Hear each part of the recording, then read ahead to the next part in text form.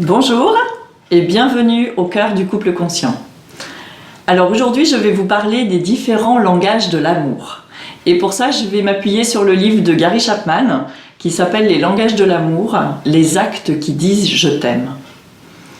Alors c'est un livre que j'ai trouvé à la fois très simple dans son écriture, même dans ses concepts, mais à la fois je l'ai trouvé aussi très puissant. Et pour moi, c'est un livre que tous les couples devraient avoir en main dès le début de leur relation. Gary Chapman, en fait, il part du principe que nous avons tous notre propre langage d'amour, comme nous avons par exemple notre langue maternelle. Notre langue maternelle, c'est celle que l'on maîtrise le mieux, c'est notre première langue, celle qu'on a appris vraiment tout bébé. Et plus tard, ça ne va pas nous empêcher d'apprendre d'autres langues. Alors, plus ou moins difficilement d'ailleurs. Et tout ça, ça va être dans le but de pouvoir communiquer avec d'autres personnes qui n'auront pas le même langage que nous. Donc en amour, c'est pareil. C'est-à-dire que notre langage d'amour peut être le même que celui de notre partenaire, mais il peut être aussi très différent. Et donc, si je veux communiquer avec lui, il va falloir aussi que j'apprenne sa langue. Et s'il veut communiquer avec moi, il va falloir aussi qu'il apprenne la mienne. Donc Gary Chapman, il évoque 5 langages de l'amour. Alors ça paraît un peu restrictif, mais en fait au sein de ces 5 langages d'amour, il y a aussi de nombreux dialectes. Et au final, ça va faire une façon illimitée d'exprimer notre amour, du coup, à l'intérieur de chaque langage. Donc il part du concept que si notre partenaire parle notre langage d'amour, notre réservoir émotionnel va être rempli. Ce qui va nous mettre, nous, en sécurité. Et dans ce cas-là, on va pouvoir donner le meilleur de nous-mêmes. Par contre, si notre réservoir émotionnel est vide, ça veut dire que notre partenaire ne parle pas notre langage d'amour. Donc dans ce cas-là, on va se sentir mal aimé ou pas aimé. Et ça va être difficile pour nous de libérer notre plein potentiel. D'où l'importance dans un couple d'apprendre le langage de l'amour de l'autre et surtout de le parler. Parce que c'est bien d'apprendre le langage, il faut l'apprendre, mais il faut aussi après le parler. Donc maintenant, je vous propose de vous parler justement de chacun de ces langages d'amour. Alors en sachant que dans cette vidéo, on va aborder déjà les 2 premiers et on abordera les autres dans une prochaine vidéo.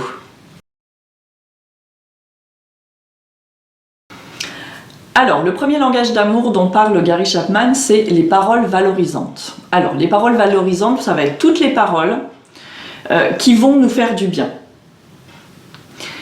Et on est bien d'accord que ça motive quand même beaucoup plus que si on vous fait des remontrances. Donc l'idée, c'est pas de flatter l'autre pour qu'il accède à nos propres désirs. Quand on dit des propos valorisants, ça doit être vraiment sincère, ça doit partir du cœur. Et Gary Chapman, lui, il parle de compliments verbaux et de mots d'appréciation. Alors, pour ma part, je retiendrai plutôt la notion d'appréciation plutôt que de compliments, qui peuvent être plutôt perçus comme des jugements positifs. C'est-à-dire qu'au lieu d'utiliser des termes comme tu es belle, tu es formidable, donc ça c'est des jugements positifs qui des fois, oui tu es belle, mais qu'est-ce que ça veut dire? Qu'est-ce que ça t'apporte à toi? Et du coup, l'appréciation, on va plutôt être dans exprimer ce qui se passe en nous. Quand notre partenaire fait quelque chose qui nous fait du bien, qu'est-ce qui se passe en nous? C'est un peu comme exprimer sa gratitude, en fait, envers cette personne. Donc c'est ça, les propos valorisants. Et par rapport à la gratitude, donc je ne vais pas vous en dire plus aujourd'hui, parce que ça va faire l'objet d'une autre vidéo plus tard, où on décrira du coup beaucoup plus en détail ce processus. Donc Gary Chapman, lui, décrit plusieurs dialectes au niveau des paroles valorisantes. Et tout d'abord, les paroles d'encouragement.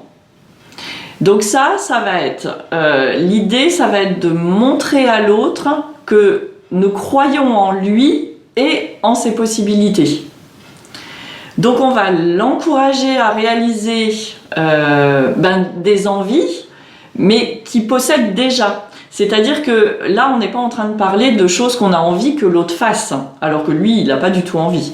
Là, on va encourager la personne à réaliser ses propres envies, déjà des choses qui lui appartiennent. Ensuite, Gary Chapman parle des paroles aimables. Alors, quand il parle de paroles aimables, il insiste en fait sur la notion de l'intonation avec laquelle on dit les choses. Parce qu'on sait que nos paroles peuvent dire quelque chose, mais notre intonation, elle peut dire complètement autre chose. Et généralement, les êtres humains, c'est quand même l'intonation qui prime sur le choix des mots. Vous pouvez dire « je t'aime » à quelqu'un, mais si l'intonation, elle n'est pas en concordance, ça va riper. Et pour finir, donc Gary Chapman évoque aussi les paroles humbles. Alors là, c'est l'importance pour lui de formuler une demande plutôt qu'une exigence. Pourquoi? Parce que la différence entre les deux, c'est que quand on vous fait une demande, quand votre partenaire vous fait une demande, en fait, vous avez le choix de l'accepter ou de la refuser. Et du coup, ça vous laisse l'opportunité d'exprimer votre amour pour l'autre. Si vous acceptez, vous allez exprimer votre opportunité. Vous allez exprimer votre amour, pardon. Par contre, si votre partenaire vous réalise une exigence, s'il vous fait une exigence, donc dans ce cas-là, si vous réalisez après ce qu'il vous a demandé, enfin ce qu'il vous a exigé, on va dire, eh ben, vous allez être guidé plutôt par la peur, par la culpabilité, et sûrement pas par l'amour. Donc même si vous réalisez cette chose-là, ça ne vous laissera pas l'opportunité de vous montrer en fait l'amour que vous avez pour l'autre.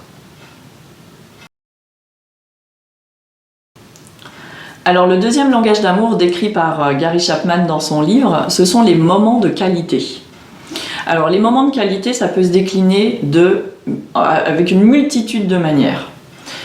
Mais toutes vont avoir un dénominateur commun qui est l'attention qu'on va mettre dans ce moment-là. C'est-à-dire que là, on parle d'une attention qui va être totale. C'est pas juste être ensemble physiquement. C'est surtout l'attention qu'on va porter au conjoint qui va être importante. Du coup, dans ces moments-là, l'activité, elle va devenir complètement secondaire. En fait, c'est pas l'activité qui est importante, c'est pas ce que vous faites, c'est comment vous êtes là, présent à l'autre. Quelle connexion vous avez à l'autre à ce moment-là. Et cette connexion-là, ça va montrer à l'autre qu'on prend soin de lui, hein, qu'on apprécie d'être ensemble et de faire certaines choses ensemble. Donc, par exemple, le dialogue peut faire partie de ces moments de qualité, un dialogue de qualité, par exemple. Donc, qu'est-ce que c'est un dialogue de qualité? C'est pas juste être présent physiquement, c'est vraiment apporter notre qualité d'écoute. Donc, ça va être faire parler l'autre, hein, ça va être l'écouter avec bienveillance, poser des questions, reformuler ce qu'il va nous dire, mais sans essayer de donner des conseils ou de rechercher des solutions. L'écoute, elle doit se faire avec la volonté sincère de mieux comprendre l'autre, donc de mieux comprendre ses pensées, de mieux comprendre ses sentiments, de mieux comprendre ses envies. Et dans ces dialogues de qualité, c'est important d'écouter, mais c'est aussi important de pouvoir s'ouvrir à l'autre. Donc on va donner accès aussi à son cœur, à ses pensées, en partageant ses expériences, ses sentiments. Et tout ça, ça va amener beaucoup plus d'intimité. On va se sentir, dans le couple, on va se sentir beaucoup plus proche. Et par rapport à cette notion du dialogue, donc là je ne vais pas m'étendre trop aujourd'hui parce que je réaborderai plus tard cette question-là aussi dans une autre vidéo. Donc dans les moments de qualité, on a vu qu'il y avait le dialogue, mais il y a aussi le fait d'entreprendre avec l'autre une activité. Donc généralement, on choisit une activité que l'autre aime particulièrement. Et là encore, ce qui est important, c'est pas ce qu'on va faire, c'est plutôt le fait d'être ensemble. Et de s'accorder quelque part mutuellement de l'attention. Et en plus, ce qui peut être intéressant dans ces moments-là, c'est que ça va nous permettre, dans un couple, de constituer une banque de souvenirs dans laquelle on pourra puiser aussi plus tard. Voilà, je vais m'arrêter là pour aujourd'hui. Donc, dans une prochaine vidéo, je vous proposerai les 3 prochains langages d'amour, les 3 suivants. Et je vous proposerai aussi de découvrir comment aller à la recherche de son propre langage d'amour quand ça vient pas, quand c'est pas aussi spontané que ça. Et comment aussi aller à la recherche du langage d'amour de notre partenaire. Merci beaucoup pour votre attention et à bientôt pour une prochaine vidéo. Merci.